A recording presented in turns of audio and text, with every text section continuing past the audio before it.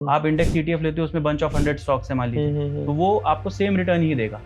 वो ईटीएफ भी है, इजीली आप लिक्विडेट भी कर सकते हो, उसमें कोई आपका एग्जिट लोड भी नहीं है, you can go with that also. तो आप आज के टाइम में आपने देखा कि ऑप्शन ट्रेडिंग में भी बहुत सारे रूल्स नए आ गए हैं, बहुत सारी एक्सपायरीज बंद हो गई हैं।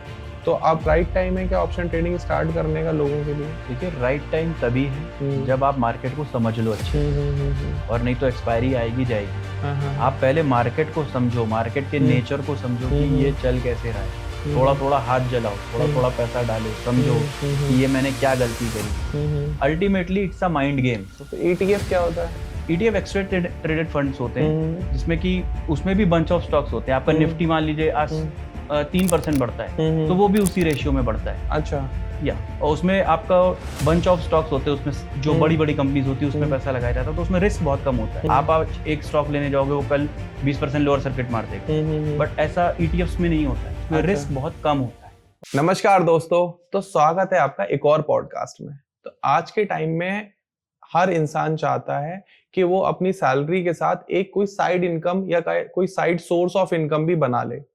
साइड ऑफ सोर्स इनकम बनाने के लोग बहुत सारे तरीके निकालते हैं। कोई लोग पार्ट टाइम जॉब करने लगते हैं, किसी का अकाउंट संभालने लगते हैं, या कुछ नई नई चीजें करते रहते हैं, ऑनलाइन जॉब्स ढूंढते रहते हैं। तो इसी साइड इनकम को ढूंढते हुए हमारे पास एक नई अपॉर्चुनिटी आ चुकी है, जिसको हम कहते हैं स्टॉक मार्केट, जो आज के टाइम में बहुत ज्यादा हाइप में है। पिछले 2-3 साल से बहुत सारे इन्फ्लुएंसर इस मार्केट में आए हैं, जिसमें लोगों ने लोगों को सिखाया है कि किस तरीके से म्यूचुअल फंड में इन्वेस्ट करें, किस तरीके से एसआईपी में इन्वेस्ट करें, किस तरीके से स्टॉक्स में इन्वेस्टमेंट करें।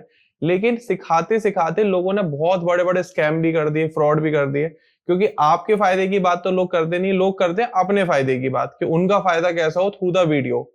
लेकिन आज इस पॉडकास्ट में मेरे साथ जो गेस्ट मौजूद हैं यहाँ स्टूडियो में, उनका नाम है संयम अग्रवाल, जो कि एक इन्वेस्टर भी हैं और एक ट्रेडर भी हैं, और जो बात करने वाले हैं आपके फायदे की। इनका खुद का इस वीडियो के थ्रू कोई फायदा नहीं होने वाला, कोई कोर्स नहीं बेचा जाएगा आपको, कोई फालतू की एडवाइस नहीं दी जाएगी, ना ये कहने वाले कि आप मुझसे कंसल्ट करो, मैं आपको बताऊंगा कि कहाँ क्या, या मेरी कोई फीस है। जो कुछ भी आपको कंटेंट मिलेगा इसी वीडियो में मिलेगा।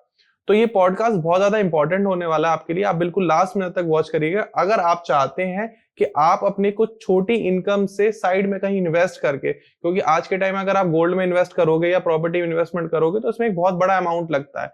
लेकिन स्टॉक मार्केट या म्यूचुअल फंड या एसआईपी एक ऐसा सेगमेंट है जिसमें आप बहुत कम इन्वेस्टमेंट से भी शुरुआत कर सकते हैं। तो उसी शुरुआत को हम अपने यहाँ संयम अग्रवाल जी को इन्वाइट कर रहे हैं एज ए गेस्ट। आप प्लीज इस वीडियो को लास्ट तक देखिएगा, मैं फिर से रिक्वेस्ट कर रहा हूँ, सो दैट कि आपके सारे डाउट्स क्लियर हो जाएं इस टॉपिक को रिलेटेड। तो संयम अग्रवाल जी, कैसे हो आप? I am fine, thanks Dhruv for calling me on your show. Thank you so much. And मैं आपको बता दूं, ये पॉडकास्ट पूरा कैंडिड है। हमने पहले से कोई स्क्रिप्टिंग नहीं करी हुई कि आपको बताने वाले हैं या क्या आपको हम सिखाएंगे इस वीडियो में। तो जो कुछ भी एकदम रॉ होगा, बस मेरे दिमाग में बस ये चीज चल रही है कि मैं कुछ नहीं जानता हूँ स्टॉक मार्केट के बारे में, म्यूचुअल फंड के बारे में, एसआईपी के बारे में। और आई होप वो जो वीडियोस ये देख रहे हैं, आपको कुछ नया सीखने को मिलने वाला है। आपको बस अपनी एक जर्नी बताने वाले हैं, आपको एक कंटेंट देने वाले हैं जो भाई ने अब तक सीखा है। संयम भाई, मैं भाई बोल सकता हूँ? Sure sure. थोड़ा सा एक शॉर्ट इंट्रोडक्शन देंगे आप हमारे गेस्ट को प्लीज? आपने बिल्कुल सही इंट्रोडक्शन दिया भाई, कि हम लोग कोई तरीके का चार्ज नहीं लेते हैं। और मार्केट में आपने जैसा कि बोला कि बहुत तरीके के स्कैम चल रहे हैं, कोर्सेज बेचे जा रहे हैं आजकल, तो हम लोग वैसा कोई भी कोर्स नहीं बेचते हैं। हम लोग यहाँ पे सिर्फ कुछ बातें करने आए कि कैसे आप लोग अपनी छोटी छोटी सेविंग से कैसे आप एक अपने गोल्स पूरे कर सकते हैं। जो आपके लाइफ के गोल्स होते हैं, आपको घर खरीदना है, आपको कार खरीदना है, तो आपको एक एम बनाना होता है, उसमें आप ट्रेडिंग में फंस जाते हो। हाँ जी, हाँ जी, और बहुत लोग आते हैं आपको कोर्स बेच देते हैं। तो ऐसा नहीं होता है। Market is a professional business. आपको एक बिजनेस की तरह इसको लेना पड़ेगा, बिल्कुल, अगर आपको मार्केट से पैसा लेके जाना है। और आप सोचो कि मैं एकदम बस साइड में बैठ के कुछ कर लूं, कोई मेरे को कॉल कर दे, कोई मेरे को टिप दे दे, भैया ये ले लीजिए, आज मैं आपको ये ट्रेनिंग दूंगा, आज फिबोनाची देखेंगे, आज ये देखेंगे।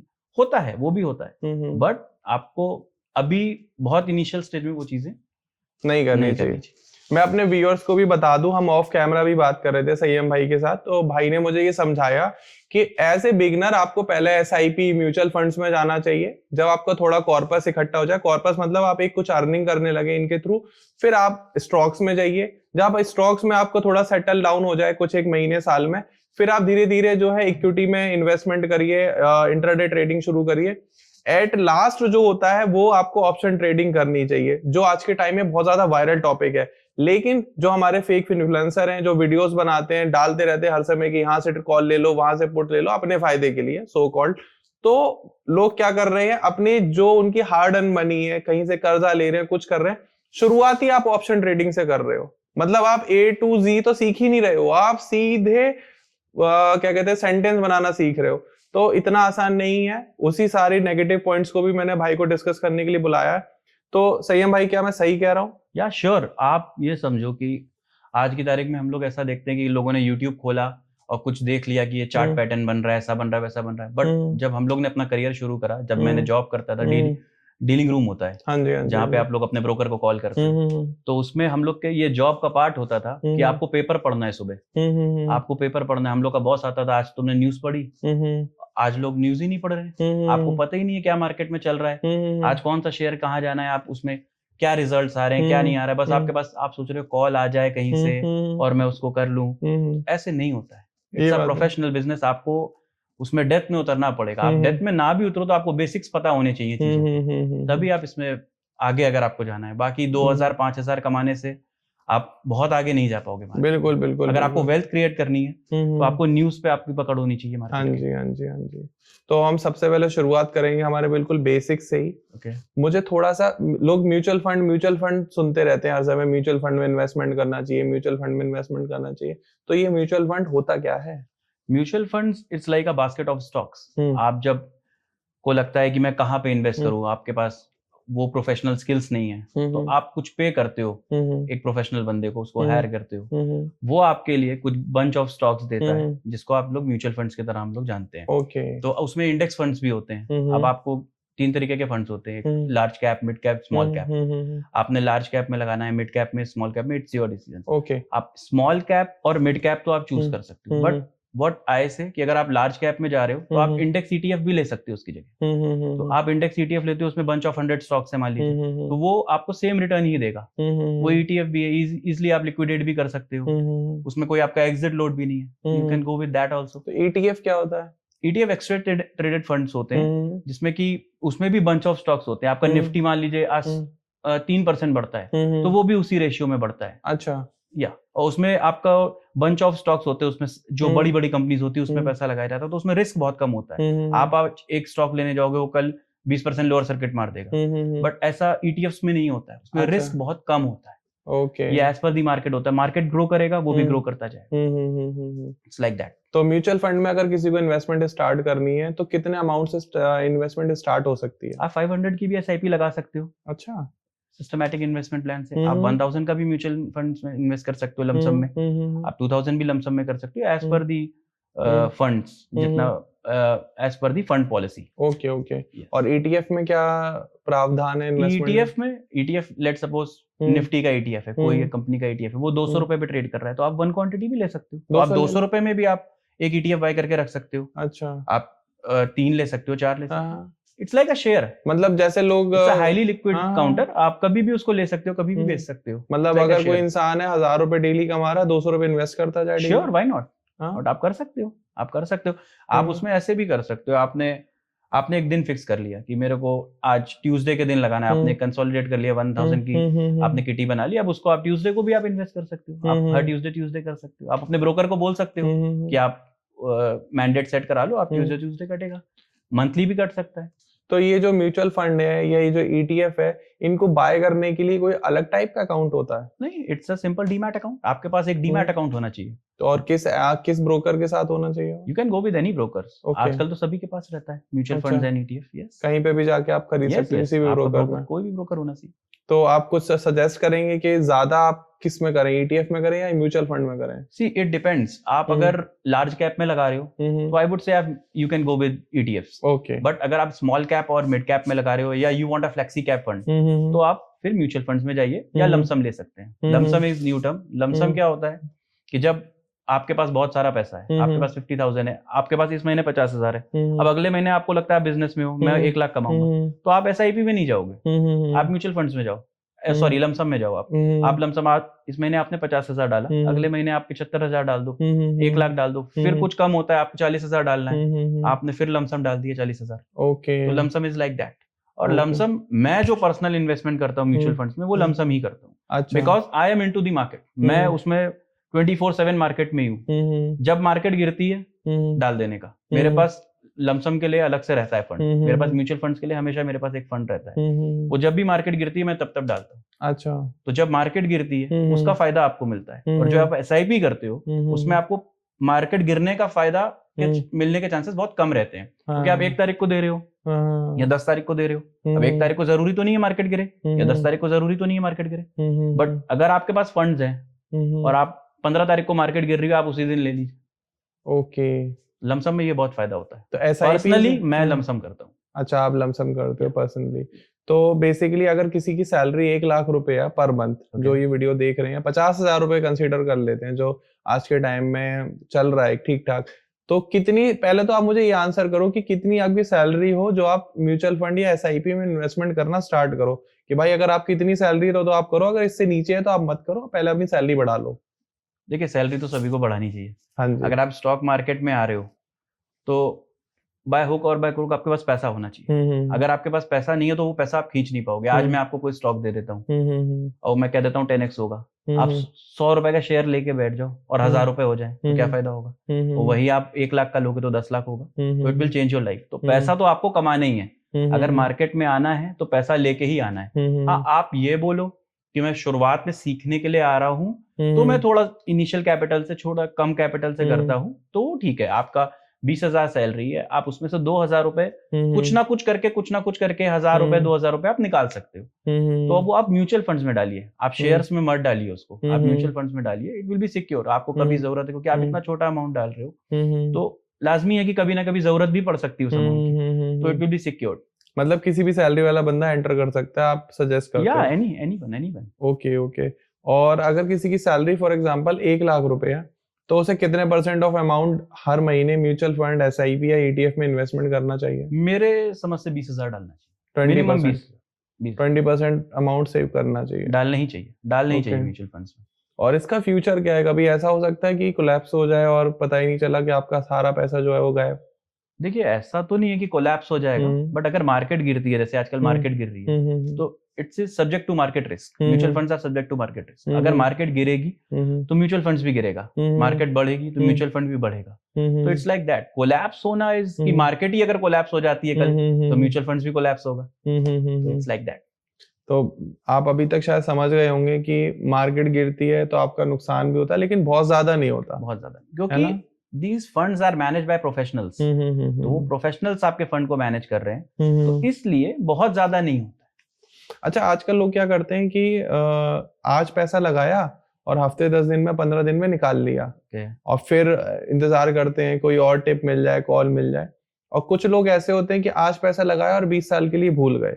तो इसको शॉर्ट टर्म इन्वेस्टिंग और लॉन्ग टर्म इन्वेस्टिंग कहते हैं। तो ज्यादा बेटर क्या है, शॉर्ट टर्म करना चाहिए, long term? Always long term. Always long term.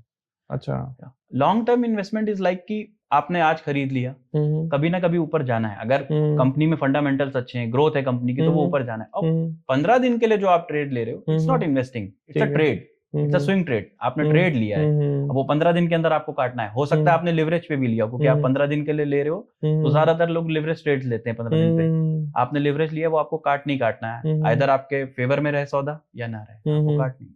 तो it's a trade, it's not investment for 15 days. Investment वही है जो आप 3 साल, 4 साल, 5 साल, 10 साल के लिए कर रहे हो। तो लॉन्ग टर्म में स्टॉक ढूंढने के लिए आप क्या स्ट्रेटेजी यूज करते हो? Fundamental. I always use fundamental for the company. आप अच्छे फंडामेंटल की कंपनी लो, अच्छे प्रमोटर्स की कंपनी लो।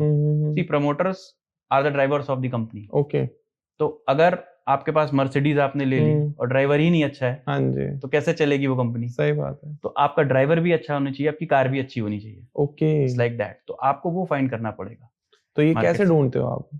सी, आपको रिसर्च करना पड़ेगा। मेरा ढूंढने का तरीका बिल्कुल दूसरा है। अच्छा। मैं मार्केट में ही घूम के देखता हूँ अब कौन से कंपनी की। अब कई लोग क्या होते हैं, यूट्यूब पे देखते हैं, कहीं और देखते हैं, बट अगर मैं कोई कंपनी ले रहा हूँ, फॉर एग्जाम्पल, मैं कंपनी का नाम नहीं लेता हूँ, मैंने एक कंपनी ली थी आज से 5 साल पहले ली थी। वो कानपुर कानपुर, कानपुर के आसपास लेदर इंडस्ट्री है, वहां मैं गया उस कंपनी में, मैंने देखा इसका तो अच्छा मैन्युफैक्चरिंग हो रही है। अब ये स्टोर्स पे स्टोर्स खोल रहे हैं, आज की तारीख में आप पूरा नोएडा देखोगे और जितनी जगह देखोगे उनके स्टोर्स खुले हुए हैं। तो मैंने उनको उस समय मैंने 40 रुपए पे वो शेयर लिया था, मैंने देखा वो, और आज की तारीख में उन्होंने स्पिन ऑफ भी करा है और शायद 600 रुपए के आसपास शेयर है। अच्छा। और 40 रुपए का उन्होंने स्पिन ऑफ करके मेरे को दूसरा शेयर भी दिया हुआ, वो भी मेरे डीमैट में। अच्छा। आज भी वो शेयर मेरे डीमैट में। क्या बात। तो आप अगर सर्च कर रहे हो तो आपको ऐसे ही करना पड़ेगा, मतलब आपको लोकेशन पे जाके एक बार कंपनी भी खड़े मैं करता हूँ, मैं इसको ऐसा बिजनेस लिया है। मैंने ऐसा नहीं लिया है कि मेरे को ध्रुव भाई ने कह दिया या किसी का फोन आ गया या यूट्यूब पे देख के मैंने ले लिया, वो एड्स रन कर रहे हैं आजकल लोग यूट्यूब पे, ये कंपनी ले लीजिए ऐसा हो जाएगा इसके फंड। जब तक मैं सेटिस्फाइड नहीं हूँ मैं अपना इन्वेस्टमेंट नहीं करूंगा उस कंपनी। तो मैंने देखा उस कंपनी को, और जिसमें जाके फिजिकली नहीं आप कर सकते हो तो उसके एटलीस्ट आप बैलेंस शीट देख सकते हो, आपको प्रमोटर्स पता चल सकता है, मार्केट कैप क्या है। अब ऑलरेडी कंपनी 5 लाख की मार्केट कैप पे है, तो अब कितनी बढ़ेगी वहां से वो, आपको ये भी देखना होगा। तो मिनिमम कैपिटल कितनी होनी चाहिए इन्वेस्टमेंट करने के लिए? मिनिमम तो ऐसा कुछ मिनिमम का क्या है, आप 1000 रुपीज से भी इन्वेस्टमेंट आप अपनी शुरू कर सकते हो, और 1 लाख रुपीज भी कम है इन्वेस्टमेंट के लिए। तो वो तो आप कितना लगाओगे उस हिसाब से आप उतना पाओगे। बिल्कुल बिल्कुल। तो लेकिन आजकल स्टॉक मार्केट में ये माना जाता है कि बिग प्लेयर जो है मार्केट को कंट्रोल करते हैं। जब जो 1000 रुपए वाले या 2000 वाले लोग एंटर करते हैं तो वो लोग एग्जिट कर रहे होते हैं, क्योंकि लोग जब लेते हैं जब बढ़ चुका होता है, और लोग जब बेच देते हैं जब वो पूरा गिर चुका होता है, बिल्कुल उनकी हवा टाइट हो जाती है कि अब तो पैसे गए, खत्म हो गए। तो आप बड़े प्लेयर्स को कैसे आइडेंटिफाई करते हो कि अब ये एंट्री ले रहे हैं और अब ये एग्जिट ले रहे हैं?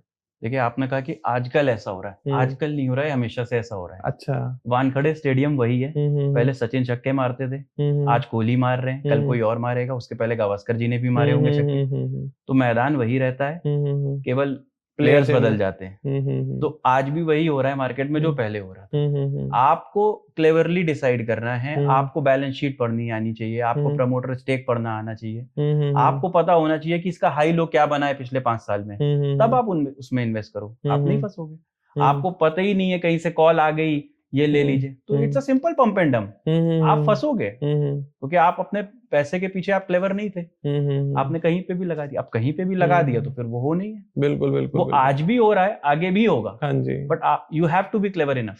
मतलब मेन स्ट्रीम हमें ये भी चेक करना पड़ता है कि प्रमोटर्स कब निकल रहे हैं कंपनी में, कब निकल रहे हैं, वो आपको देखना आना चाहिए, और वो बैलेंस शीट में आ जाता है। बैलेंस बीएससी की साइट पे भी आप देख सकते हो। अच्छा। बैलेंस शीट तो कंपनी की परफॉर्मेंस के लिए है, आप प्रमोटर्स बीएससी की साइट पे देखते हो, और आजकल बहुत सारी वेबसाइट्स बनी है, एप्लीकेशंस बनी है, जिसमें से आप देख सकते हैं कि प्रमोटर स्टेक क्या है, कम हो रहा है, ज्यादा हो रहा है, ज्यादा हो रहा है तो क्यों हो रहा है, इट्स लाइक दैट। मैं भी एक कंपनी का नाम ले देता हूँ, मुझे कोई डर नहीं है लेने में। जैसे हम पेटीएम की बात करें, तो पेटीएम कंपनी में से प्रमोटर्स जैसे ही निकले तो उसका स्टॉक प्राइस एकदम डाउन चला गया, 300-400 पे आ गया, लेकिन अब वो स्लोली ग्रेजुअली बढ़ रहा है। तो उसमें आप क्या फ्यूचर देख रहे हो? हम बस एक एग्जांपल के तौर पे ले रहे हैं, नाम पेटीएम प्रमोटेड है ये वीडियो, ना हम पेटीएम हमें पैसे दे रहा है, ना हम पेटीएम को डिफेम करना चाह रहे हैं या फेम करना चाह रहे हैं। ध्रुव भाई, I can not comment on that, because as per the SEBI law हम लोग कोई भी शेयर्स पे बात नहीं कर सकते। अच्छा। तो आई can not comment on that any share. अगर आप सेक्टर स्पेसिफिक कोई क्वेश्चन हो तो यू कैन आस्क मी, और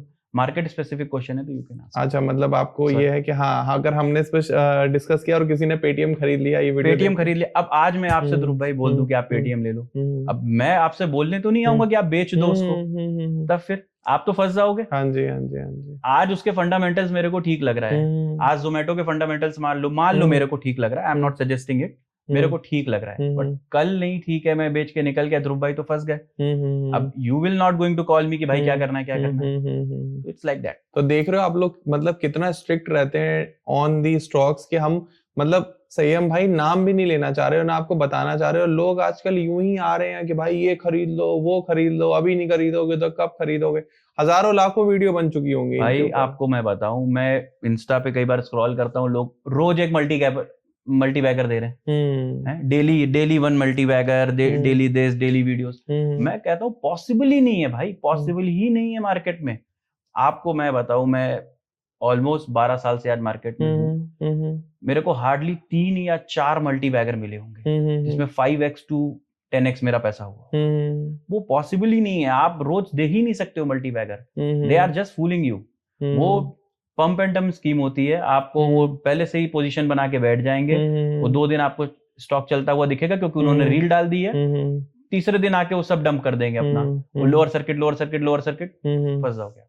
और उसमें आप सेल भी नहीं कर पाते, आप सेल नहीं करते ना, लोअर सर्किट है तो how can you sell it? वही उसमें तो लोअर सर्किट फ्रीज, लॉक लग जाता है। अगर FNO का है तो 5% पे लगेगा, और अगर कैश में है तो 20%, 10% एज पर द शेयर। ये भी बहुत ज्यादा होता है, बहुत ज्यादा होता है, यही तो होता है पंप एंड डंप।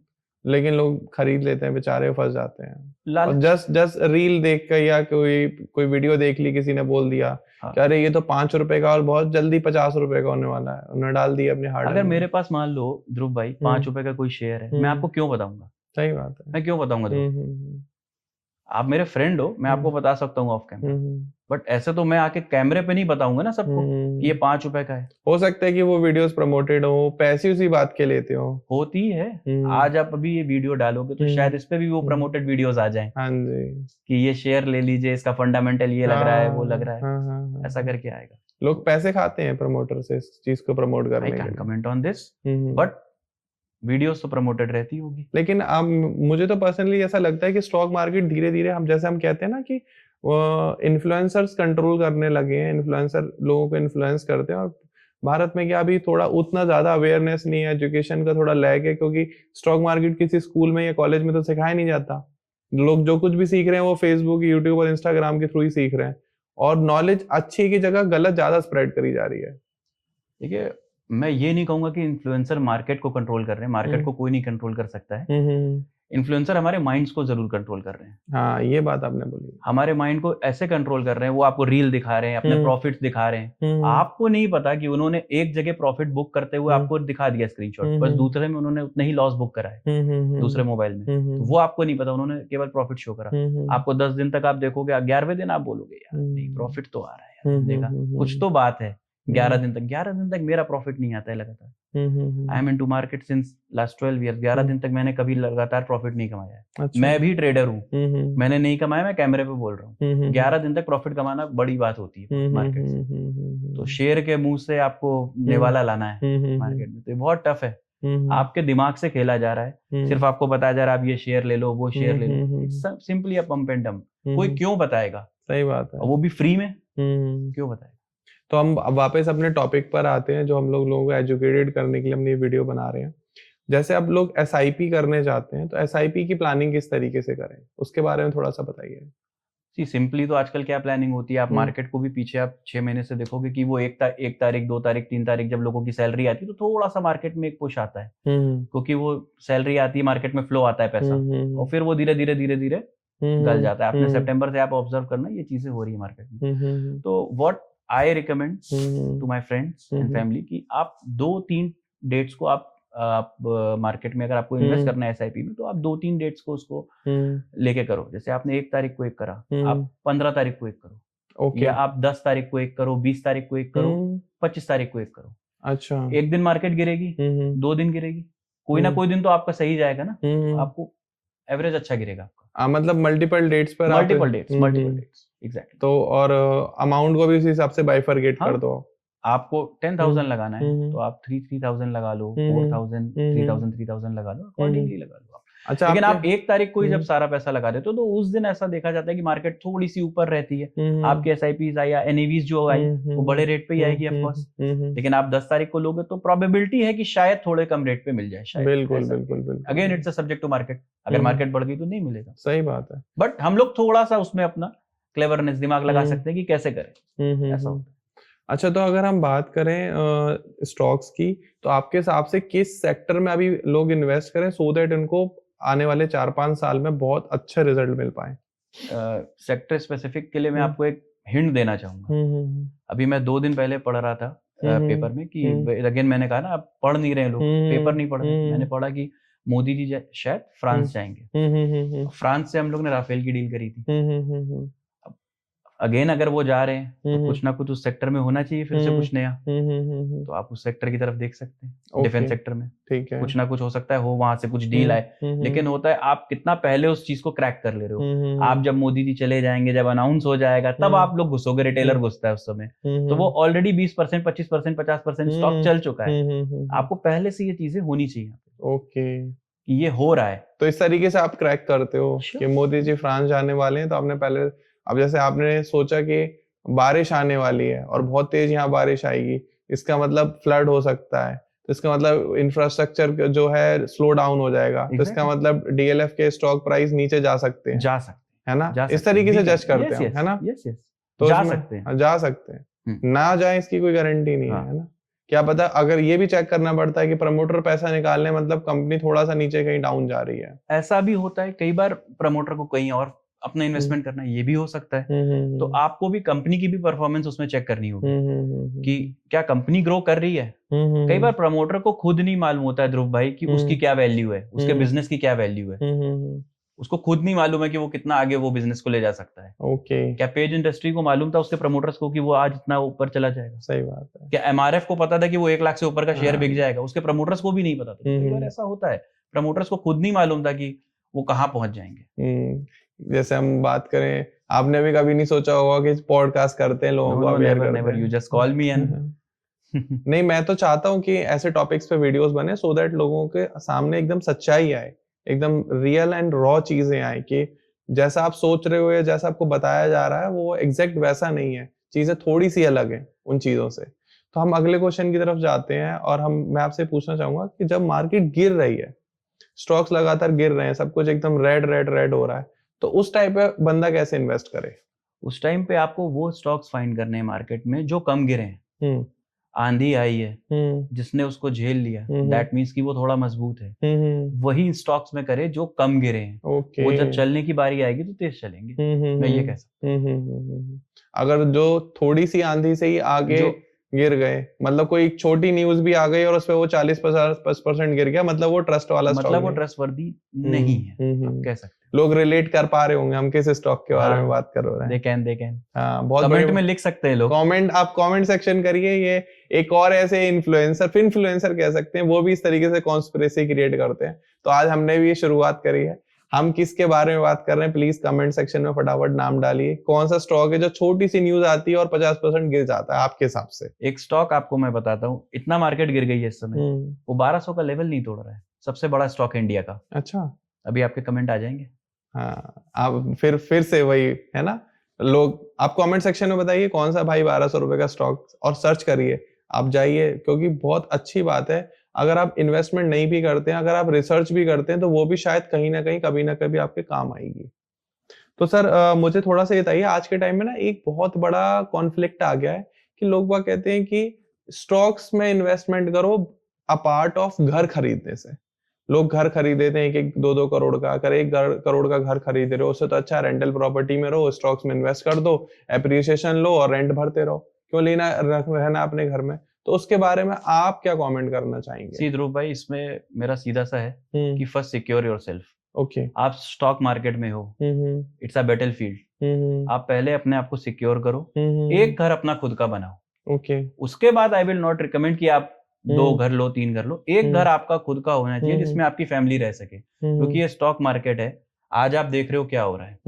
अभी तक जो 2020 से जो एक कारवां चला था मार्केट का, वो अब समझ में आ रहा है कि मार्केट गिरता भी है। अब लोगों को पता चल रहा है कि मार्केट गिरता भी है। नहीं तो अभी तो 2-5% की करेक्शन आई, फिर बढ़ गया। 2-5% की करेक्शन है। इस बार आपने एक हेल्दी करेक्शन देखी है 15% की।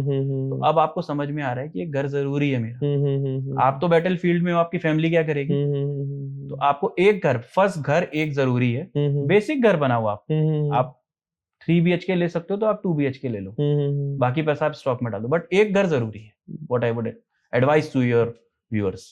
मैं भी यही एडवाइस करना चाहूंगा, मेरा भी सेम पर्सपेक्टिव है। पहले आप अपना घर बनाओ, उसके बाद स्टॉक मार्केट में जाओ, क्योंकि स्टॉक मार्केट कभी भी गिर सकता है, लेकिन जो घर आपने बना दिया वो कहीं नहीं जाने वाला, वो स्टेबल है, उसके प्राइस भी नहीं गिरने वाले, उसका एप्रिसिएशन मिलने ही वाला है। तो स्टॉक मार्केट बिजनेस है, घर खरीदना एक प्रेस्टीज है, एक इमोशन है, एक फैमिली के लिए सिक्योरिटी है। वो कोई बिजनेस नहीं है, तो बिजनेस बाद में कर लो, पहले पर्सनल चीजों को स्टेबल कर इट्स लो। A responsibility towards your family also. Exactly if you are earning for them, it's a responsibility. आप आज हो, क्या पता कल कोई मिस हैपनिंग हो जाए। अब उनके पास घर है तो एटलीस्ट वो वहां रह सकते हैं।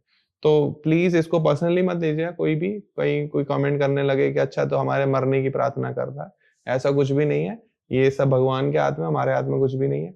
लेकिन बिल्कुल भाई ने सही कहा, वो रिस्पॉन्सिबिलिटी और हर किसी को वो पूरी भी करनी चाहिए। तो संयम भाई, जब आप इन्वेस्टमेंट करते हो in mutual fund, in SIP, in ETF, in stocks, in trading, तो आप मनी मैनेजमेंट किस तरीके से करते हो, कैसे पैसे को डिवाइड करते हो? See I have at least 5 to 6 demat accounts. मैं सब अलग अलग करता हूँ। I am a trader also, तो once a trader always a trader. मैं बिना ट्रेड के रह नहीं सकता हूँ। मैं दिन में 1 या 2 ट्रेड तो लूंगा ही लूंगा, वेदर इट इज लॉस और इट इज प्रॉफिट। मैं बिना ट्रेड्स के नहीं रह सकता हूँ। तो मैं इन्वेस्टमेंट का पोर्टफोलियो अपना अलग रखता हूँ, ट्रेडिंग का पोर्टफोलियो अलग रखता हूँ। सेम आपके व्यूअर्स को भी मैं समझता हूँ करना चाहिए, क्योंकि जब आप ट्रेडिंग करते हो तो आपको पता नहीं चलता है आपका जो इन्वेस्टमेंट का पोर्टफोलियो वो कब लपेटा जाता है, कब आप उसके अगेंस्ट लिवरेज ले लेते हो, कब वो पोजीशन बढ़ती चली जाती है, एवरेज होता जाता है एवरेज, और आपको लगता है अरे ये तो मेरा 50 लाख का पोर्टफोलियो था, अभी 20 लाख रह गया। तो वो लिवरेज पोजीशन आपको खा जाती है।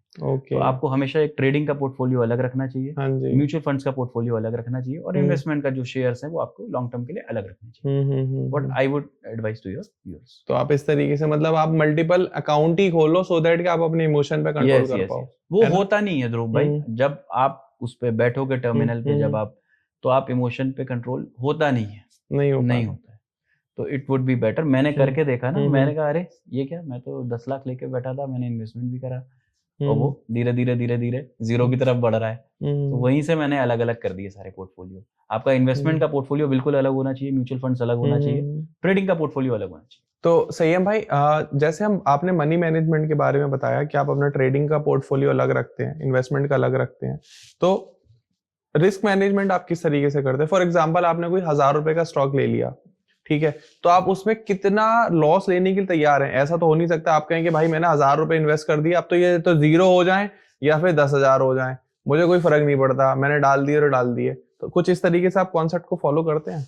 हाँ बिल्कुल करते हैं। देखिए ये करना भी चाहिए। आपको एसएल नहीं ले रहे हो अगर आप स्टॉक मार्केट में, तो बैंकरप्ट होने में टाइम नहीं लगता है। हाँ जी, हाँ जी। तो आपको एसएल बहुत जरूरी है। और एसएल कब लेना है? जब तक उस स्टॉक में वो स्टोरी इंटैक्ट है तब तक तो रहना है। अगर वो स्टोरी ही खत्म हो गई है, अब मैंने कोई स्टॉक डिफेंस सेक्टर का लिया और कल को वो स्टोरी ही खत्म हो गई डिफेंस सेक्टर की, तो मैं फिर उसमें से हटने की कोशिश करूंगा। मैं आपको एक एग्जांपल बताता हूँ। मैंने पहला स्टॉक जो अपने लाइफ का लिया था वो मैं बताता हूँ कैसे लिया मैंने। मैं एक ब्रोकर के यहाँ बैठा था कानपुर में, तो आज भी उनके यहाँ जैसे बैठ के ट्रेड्स होते हैं ब्रोकर के यहाँ, डीलिंग डेस्क में आप जाओगे, तो मैं उनके यहाँ बैठा था। मैंने एक अंकल बैठे थे, मैंने कहा अंकल कौन सा स्टॉक ले सकते हैं बताइए।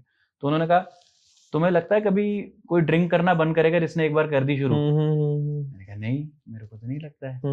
बोले तुम्हें लगता है अगर किसी ने स्मोक करना शुरू कर दी तो जल्दी जल्दी वो बंद कर सकता है? मैंने कहा पॉसिबिलिटीज तो कम है। हाँ जी। मैंने पहला शेयर लिया था उसका, और वो आज भी मेरे डीमैट में है। वो डीमैट आज भी मेरे पास है। मैं उस समय तो ज्यादा क्वांटिटी नहीं ले पाया था, तो यूबीएल का शेयर मैंने उस समय लिया था। अच्छा। आज भी मेरे पास है वो शेयर। तब कितने का था वो? तब वो शेयर शायद मैंने 400 कुछ रुपए का लिया था, मेरे को आइडिया नहीं है, बट वो शेयर आज भी मेरे पास और है। अभी कितने पे ट्रेड कर रहा है वो? 2000 के अराउंड होगा। अभी तो गिर गया है मार्केट नीचे, मैं देखता नहीं हूँ पोर्टफोलियो में, गिर गया तो गिर गया। अच्छा। उसके क्योंकि स्टोरी इंटैक्ट है ना। वो जो स्टोरी अंकल जी ने सुनाई वो मेरे दिमाग में आज भी है ना, तो स्टोरी है तो है। मतलब वो कभी ऐसा नहीं होगा कि 0 तो कभी नहीं होने वाला। कंपनी चल रही है ना। अब विजय माल्या ने किंगफिशर करी, उसका उन्होंने भंडाधार कर दिया कंपनी का, बट यूबीएल तो चली। क्यों? क्योंकि उसका बिजनेस था इंटैक्ट उसके साथ। ऑब्वियस है। It's like that. अगर आपकी स्टोरी इंटैक्ट है तो आप बने रहो शेयर के साथ, जितना लंबा आपको बने रहना है। बिल्कुल बिल्कुल। तो राइट टाइम क्या होता है स्टॉक में इन्वेस्टमेंट करने का? राइट टाइम अभी है। आपने जब सोच लिया तब राइट टाइम है। अच्छा। कोई राइट रॉन्ग टाइम नहीं होता है भाई मार्केट में आने का। मैं आपसे बोलता रहा हूँ, देखो क्या होता है, हम लोग बहुत बार दिन में लोगों से बात करते हैं, तो जब ये बोलते हैं ना हेलो अभी ठीक नहीं लग रही है मार्केट, हाँ अभी तो नहीं ठीक है मार्केट, तो लोगों को अच्छा लगता है हाँ हाँ अभी ठीक नहीं है मार्केट। बड़े पे भी बोलेंगे जब मार्केट 26,000 है अभी नहीं ठीक, अभी तो बहुत बढ़ गई है। अभी मार्केट 23,000 है, अभी ठीक नहीं लग रही, अभी तो आप हमेशा ठीक नहीं लगेगी मार्केट, आपको कभी ठीक नहीं लगेगी, आपको ठीक टाइम निकालना है और घुस जाना है मार्केट में। It's a battlefield. जब आप चढ़ोगे तभी ट्रेन सोचोगे चलेगी, तो नहीं, चलती ट्रेन में चढ़ना है, चलती ट्रेन से उतरना है, ये मार्केट है। अच्छा, तो मार्केट में हमेशा राइट टाइम है। आप जैसे आपने कहा कि आप न्यूज़ बहुत ज्यादा पढ़ते हो, उसके बाद आप इन्वेस्टमेंट करते हो, आप पहले से निकाल लेते हो कि मोदी जी वहां जाने वाले हैं या कोई ऐसी डील होने वाली है इंडिया में जिससे इफेक्ट पड़ेगा स्टॉक मार्केट का, तो न्यूज़ का एक्चुअल इम्पैक्ट किस तरीके से देखा जाता है बाद में? अगर डील, मैं स्पेसिफिकली नहीं कह रहा हूँ कि मोदी जी की हम लोग डील की बात करें, लेकिन अगर कोई भी एक कंपनी की किसी के साथ डील होती है तो उसका इम्पैक्ट पड़ता है मार्केट पे। और फिर जब वो आपको पता चलता है, वो रिफाइन होकर न्यूज मार्केट में आती है, फिर वो टीवी चैनल्स पे आती है, तब आपको पता चलता है। तब तक वो शेयर आप देखोगे तो 5 महीने में ऑलरेडी ऊपर हो चुका है, तब आपके पास न्यूज आ रही है। अब तो वो बेचने की बारी आ रही है लोगों के, जो स्मार्ट मनी पहले गया था जिसकी आपने बात करी थी, अब तो वो बेचने पे आ रहे हैं। तब आप बोलोगे अरे मेरे तो लेते ही गिर जाता है शेयर। ऐसे ही आपने एनालाइज कहाँ करा? आपने एनालाइज तो करा नहीं, ले लिया। अब आप बोल रहे हो मेरे लेते ही गिर जाता है। जिसने एनालाइज करके बैठा है वो बेच रहा है आपको वही शेयर्स पहले। तो जैसे स्टॉक मार्केट में फॉर एग्जांपल कोई लेमैन है और वो आना चाहता है, स्टार्ट करना चाहता है, मेरे भी बहुत सारे नोन है जो ये काम करते हैं और इन्वेस्टमेंट भी कर रहे हैं, ट्रेडर भी बनते जा रहे हैं, तो आप क्या सजेस्ट करोगे कि क्या क्या कोर्स उनको करने चाहिए इन्वेस्टमेंट करने से पहले या ट्रेडिंग स्टार्ट करने से पहले? उनको ये जरूरी है कि वो ये सीखें और कहाँ जाए वो? कोर्स के लिए मैं ये ध्रुव भाई आपसे ऑनेस्टली इतना बोलूंगा, जब तक गिरोगे नहीं तब तक चलना नहीं आएगा। तो आप 5,000 की कैपिटल लेके आ रहे हो मार्केट में, 1,000 रुपए सीखने के लिए लगा दो कि आज मैं ऑप्शंस 1,000 रुपए से सीखूंगा। आपको किसी को पैसा देना नहीं है, जब तक पानी में उतरोगे नहीं तैरना नहीं आएगा। सही बात है। आपको मैं कोर्स बेच दूं, आप फिबोनाची का एक कोर्स ले लो, बोलिंजर बैंड का कोर्स ले लो, अब यहाँ से ये जाएगी तो ये होगा तो वो होगा तो ऐसा नहीं होता है। जब तक आप पानी में नहीं उतरोगे तैरना नहीं आएगा। 5,000 की कैपिटल है तो 1,000 रुपए से आप सीखने के लिए लगाओ, फिर आप अगले महीने 1,000 रुपए सीखने के लिए लगाओ, और वो 5,000 रुपए सोच लो कि मैंने सीखने के लिए ही रखे हैं अलग, तब होगा। आपको उतरना पड़ेगा मार्केट में, हाथ जलाना पड़ेगा, हाथ जलाना पड़ेगा। Stock market is a fire, जब तक हाथ नहीं जलाओगे ना तब तक हवन नहीं होगा। अच्छा, और जब जैसे लोग ये कॉल टेप पे बहुत ज्यादा रिलाई रहते हैं, हर समय टेलीग्राम खोल के बैठे रहते हैं, इसका क्या सच है? मतलब ये किस तरीके से ड्रिवन हो रहा है मार्केट में?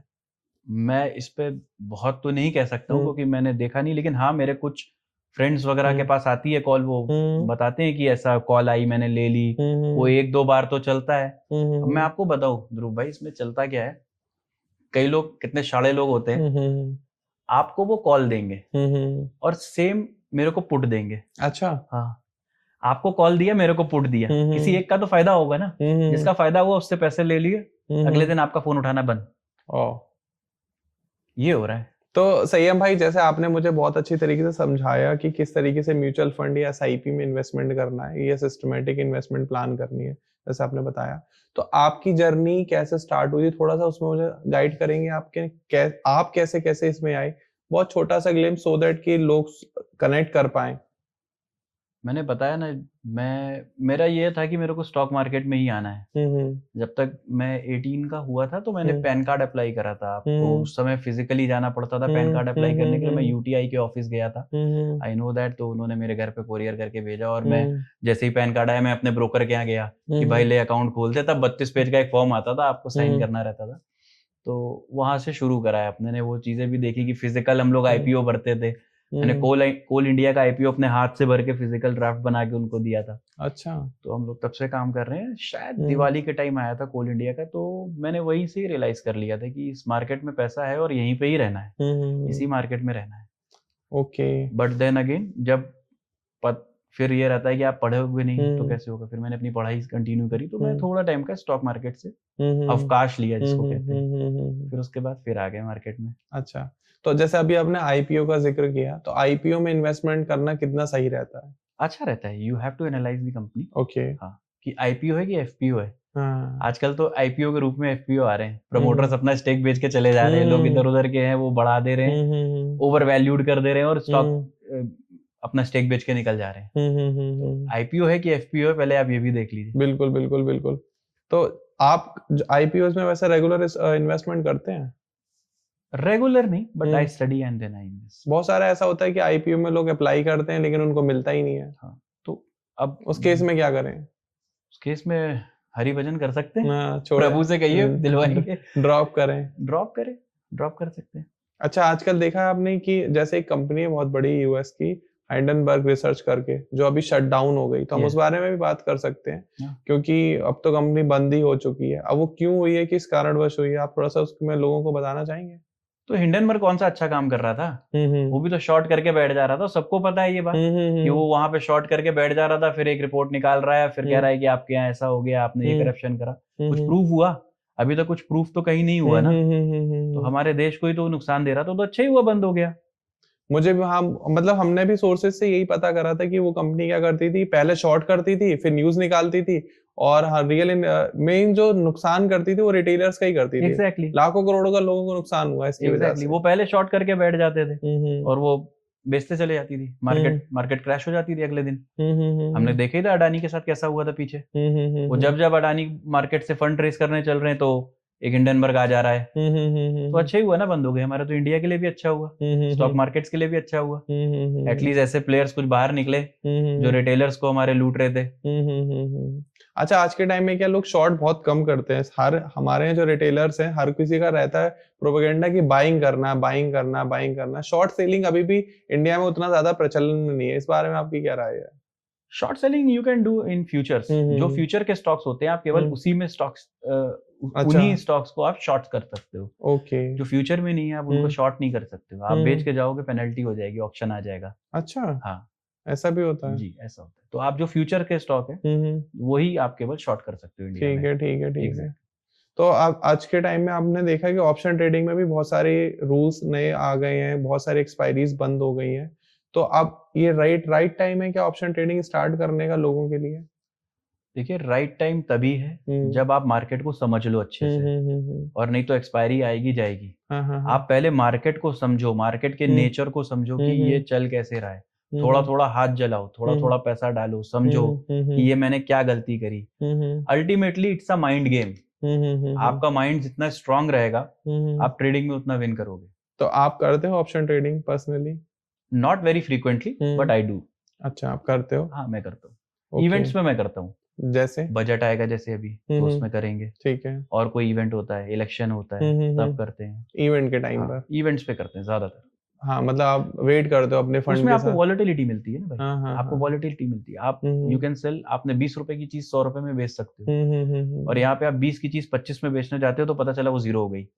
उसमें वॉलेटिलिटी नहीं मिलती है। आपको इवेंट्स में वॉलेटिलिटी मिलती है, मार्केट ऊपर नीचे करता है, तो इवेंट्स में करते हैं। अच्छा, एक डिबेट बहुत ज्यादा चलती है कि ऑप्शन बाइंग नहीं करनी चाहिए, ऑप्शन सेलिंग करनी चाहिए, उसमें ज्यादा प्रॉफिट है।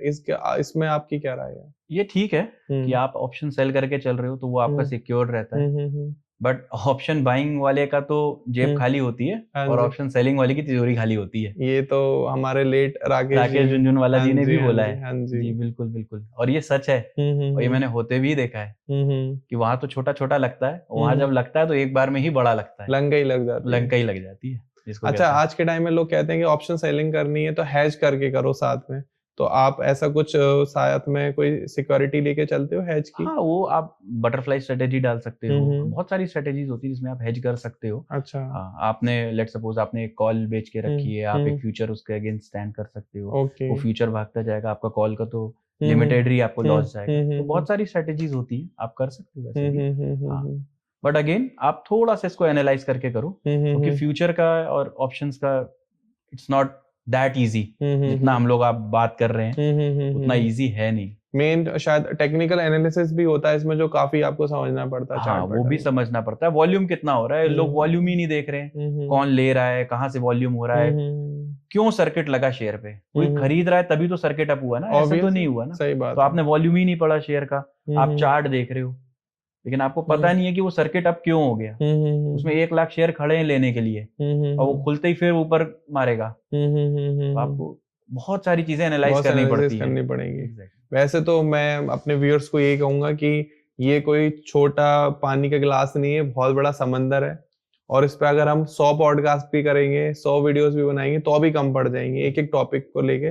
लेकिन आज हमने जो डिस्कस किया वो म्यूचुअल फंड्स को लेके किया, SIP को लेके करा, और बेसिक्स बातें करी कि आप कहाँ से शुरू कर सकते हैं, मिनिमम कितने इन्वेस्टमेंट से स्टार्ट कर सकते हैं, और आपको क्या करना है, what you do and what you don't do आपको क्या नहीं करना है, आपको किसी की कॉल के थ्रू नहीं जाना है, इन्वेस्टमेंट नहीं करना है, किसी टेलीग्राम चैनल पे भरोसा नहीं करना है, या कोई भी थर्ड पार्टी जो कि सेबी रजिस्टर्ड ना हो उसकी बात पे बिल्कुल भरोसा नहीं करना अपने।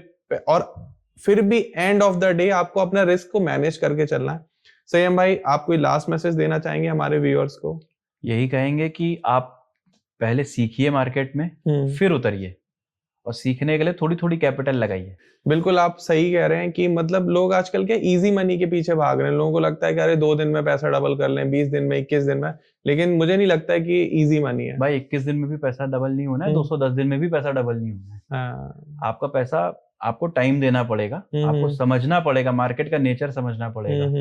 यहाँ पे इजी दिखता है, इजी होता नहीं है। तो ये इजीएस्ट मनी है, but on the toughest path. बहुत टफ है स्टॉक मार्केट, बहुत टफ है। It's a professional business. Again I am saying this, it's a mind game. It's a mind game. आपको माइंड को बहुत स्ट्रांग करना पड़ेगा पहले, तब आपको मार्केट में आना पड़ेगा। तो माइंड गेम की बात कर रहे तो इसमें सबसे ज्यादा इंपॉर्टेंट मेरे हिसाब से शायद साइकोलॉजी होती है। और साइकोलॉजी हो गई, इसके अलावा बहुत सारे टेक्निकल पार्ट्स हैं जो हम आपके सामने ऐसी वीडियोस लाते रहेंगे। और अगर आपको ये वीडियो पसंद आई है तो प्लीज वीडियो को लाइक करिए। कोई भी पार्ट ऐसा रह गया जो आपको लग रहा हो हमने इस पॉइंट पॉडकास्ट में डिस्कस किया हो और आपको समझ में नहीं आ रहा वो टॉपिक, या वो पॉइंट आपको लगा कि यार आप लोगों को तो कुछ भी नहीं आता, मुझे इससे ज्यादा आता है और आपने ये बात गलत बोली है, तो कमेंट सेक्शन खुले हुए हैं, कमेंट सेक्शन में आके बताइए। और आप इन्वेस्टमेंट करना स्टार्ट कर रहे हैं, म्यूचुअल फंड में जाना चाहते हैं और एसआईपी में जाना चाहते हैं, तो संयम भाई का नंबर स्क्रीन पर आ रहा है, डिस्क्रिप्शन में भी डिटेल्स पड़ी हुई है। कोई चार्ज नहीं है, इट्स फ्री ऑफ कॉस्ट। आप मार्केट खत्म होने के बाद कॉल कर सकते हैं, कॉन्टेक्ट कर सकते हैं। इन बिटवीन आप कॉल मत करिएगा, वो आपको रिस्पॉन्स नहीं करने वाले हैं। सैटरडे संडे फ्री रहते हैं, उस दिन भी ज्यादा डिस्टर्ब मत करिएगा। बाकी मंडे टू फ्राइडे मार्केट खत्म होने के बाद आप भाई को कांटेक्ट करें, भाई आपको बिल्कुल खुले दिल से एकदम सही सलाह देने वाले हैं। बाकी दोस्तों के साथ वीडियो को शेयर कर दीजिए, सो दैट जो भी इस मार्केट में आने वाला इन्वेस्टमेंट करना चाहता है या अपना कोई कॉर्पस बनाना चाहता है या कोई साइड इनकम जनरेट करना चाहता है, तो बहुत आराम से भाई के एक्सपीरियंस का फायदा उठा सकते हैं। बाकी हमारे सपोर्ट के लिए और संयम भाई की सपोर्ट के लिए भी, क्योंकि वीडियो हम दोनों के चैनल पे टैग होके जाएगी, प्लीज चैनल को सब्सक्राइब कर लीजिएगा। और आई होप आपने ये वीडियो लास्ट तक देखी होगी और आपको काफी ज्यादा नॉलेज भी मिली होगी, क्योंकि कोई एंटरटेनमेंट की बात नहीं हुई थी। जो मैं कहूँ आपको बहुत मजा आया होगा, लेकिन हाँ आपको जरूर कुछ ना कुछ आपके दिमाग में जरूर गया होगा। बाकी और भी वीडियोस लाते रहेंगे, तब तक के लिए थैंक यू सो मच। जय Shri Radhe. Thank you. Thank you sir.